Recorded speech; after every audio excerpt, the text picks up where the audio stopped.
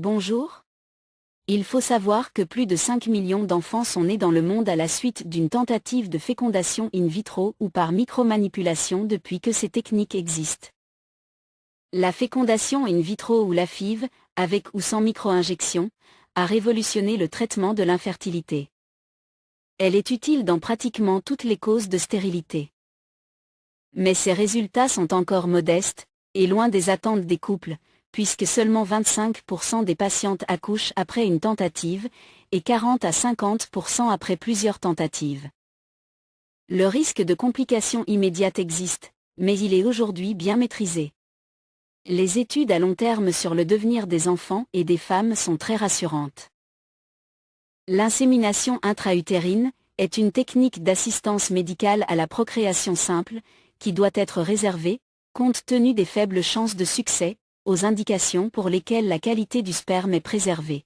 Compte tenu des faibles chances de succès, aux indications pour lesquelles la qualité du sperme est préservée, l'infécondité est de courte durée, et l'âge de la femme est jeune. La fécondation in vitro est une technique d'assistance médicale à la procréation efficace, pour laquelle la stimulation ovarienne doit être contrôlée, afin d'éviter les complications de type hyperstimulation ovarienne et la production d'un nombre élevé d'embryons surnuméraires. Le nombre d'embryons transférés devra, autant que faire se peut, être égal à 1 ou limité à 2, afin de diminuer le risque de grossesse gémellaire. La fécondation in vitro avec micromanipulation répond aux indications masculines et permet d'obtenir des grossesses dans le cas où il y a très peu de spermatozoïdes disponibles.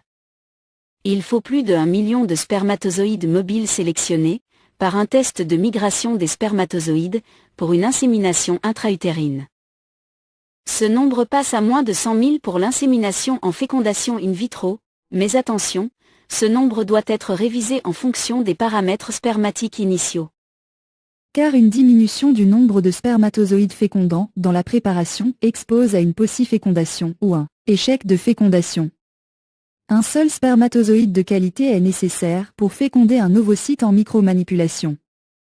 Les taux de naissance sont en moyenne, selon les données de l'Agence de la biomédecine, d'environ 10% en insémination intra-utérine et 18 à 20% en technique de type fécondation in vitro. L'accès aux techniques d'assistance médicale à la procréation et leur réalisation sont réglementés par les lois de bioéthique et les guides de bonnes pratiques cliniques et biologiques d'assistance médicale à la procréation. Voici les photos de l'ovocyte, du zygote et des embryons aux différents stades de la fécondation in vitro ou de l'injection intracytoplasmique de spermatozoïdes. Avant de commencer, on va faire un bref rappel cytologique de l'ovocyte.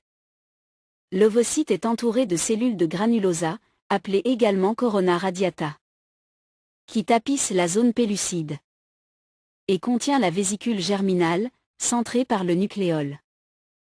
Le complexe cumulo-ovocytaire.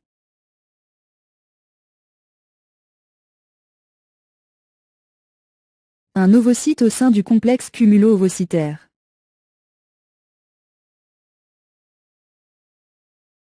Un ovocyte décoronisé en vue de micro-injection. Repérage puis capture d'un spermatozoïde en vue de micro-injection. Maintien et orientation de l'ovocyte en vue de micro-injection. Globule polaire de l'ovocyte en métaphase 2. Spermatozoïde, dans la micropipette d'injection. Micropipette de contention. Injection du spermatozoïde dans le cytoplasme ovocytaire. Fin de l'injection du spermatozoïde dans le cytoplasme ovocytaire.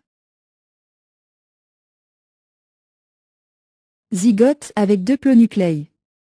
Donc correctement fécondé 18 heures après la mise en fécondation. Zygote avec 3 pronucléi. Probablement du fait de la pénétration de 2 spermatozoïdes dans l'ovocyte. Embryon à 2 cellules, aspect normal, après 26 à 28 heures après l'insémination. Embryon à 4 cellules, de parfaite qualité, aspect normal 48 heures après l'insémination. Embryon à 8 cellules, aspect normal 72 heures après l'insémination. Morula, aspect normal 4 jours après l'insémination. Blastocyste expansé, aspect normal 5 jours après l'insémination. Il est encore entouré par la zone pellucide. Blastocyste en cours d'éclosion ou hatching, c'est le moment où il sort de la zone pellucide pour pouvoir s'implanter.